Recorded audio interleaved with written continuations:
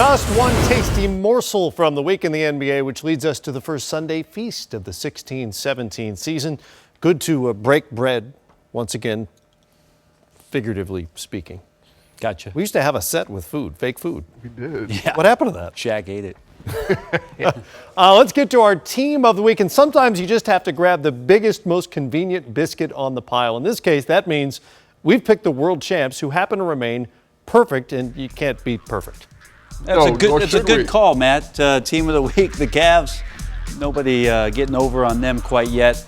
And LeBron James has really been something else. It's amazing to still watch what he can do with the game within the game and manage his play. He can kill you any way he needs to. Yeah, the same way he's been doing it for years. But we should celebrate this team until otherwise noticed. I mean, they're undefeated, defending champs. They're playing like it. The passion and the fire is still there, and they took care of business against the Sixers the other night, even though it was close. But they're undefeated, and I think it's going to continue on. The King has cracked the top 10 on the all-time NBA scoring list at the age of 31, by the way. And the Cavaliers are off to their best start in 40 seasons.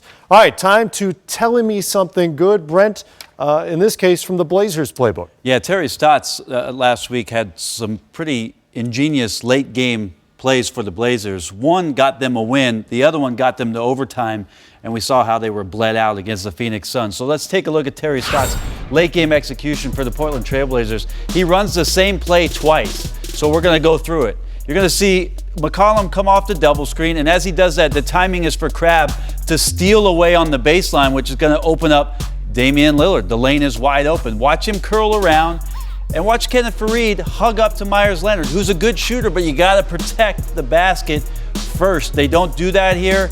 Beautiful pass out of bounds from Plumlee. How about that? A center throwing it in. Why not? Bam. Lillard, win. Now in Phoenix, this is 5 nights later.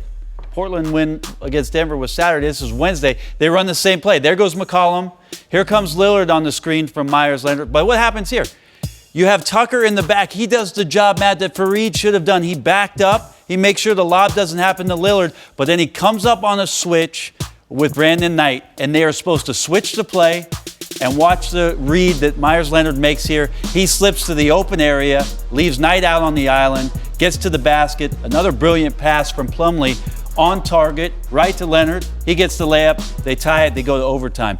2 great plays, scouted well by Earl Watson that play was going to come, but they didn't see Myers Leonard coming. He gets that layup. They go to overtime, eventually win it. And the Suns may have learned something from that play, because on Friday night, they wound up getting a guy open, springing him on a play in which the Pelicans weren't protecting the rim.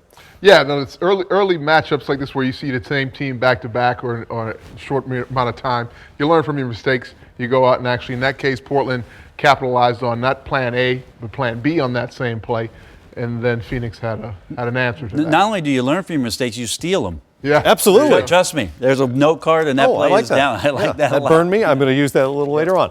All right, time for our players of the week, and I don't recall which one of you was first, but yeah, I'll go Fox. first. I'll go. We spoke a little bit about Giannis. Giannis Antetokounmpo is my player.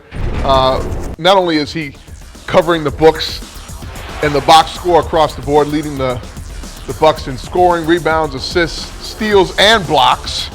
But when you compare him to some of the greats in the game, LeBron currently, and KG, who just retired, after 3 years, you'll notice, and this is his 4th season, you'll notice that his numbers are on par with those guys, and in some categories, even greater. So this is the future for Giannis, and we've heard that his work ethic is intact. So I think we're going to see even greater things from him in the future. Yeah, that's a good reminder, because you think of him as a raw talent. I would not have guessed that the numbers are there. Yeah, they are. And for you? I was on the West Coast looking at what Lou Williams has been what he's been able to do for Luke Walton and these Lakers. Coming off the bench, Matt, he's been fantastic. He's played 707 career games, Matt. He's only had 89 starts. So to come off the bench, he knows what he can do in terms of the scoring. He's shooting 47%. He had 19, 18, and 20 in successive games.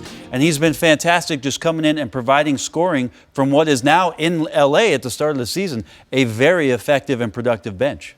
My player of the week, again going with the obvious, is the guy who finished the week leading the league in scoring. DeMar DeRozan had one of the great summers in the history of life with a new $130 million contract and an Olympic gold medal. And he followed that up by becoming the first player since Michael Jordan to begin a season with 5 straight 30-point games. Guys, somebody asked him if he feels like he's running out of gas on the nights he takes 20-plus shots, and he said, no, I'm like a Tesla. And just like the car, he's been electric. Wow. Wow, I like that. Yeah, pretty good. Yeah, he's and doing all that without a three-point game, which is amazing, is a throwback player in that regard. All those points in just a single 3 in the first 5 games of his season. Well, the answer to that is getting to the free throw line. And that's the balance there. And we know he attacks as a slasher, but at the same time, he will shoot that mid-range jumper too. He's been electric. No, we got it the first time. Yeah. Still funny. That's nice. It's still great. Still funny. Still good.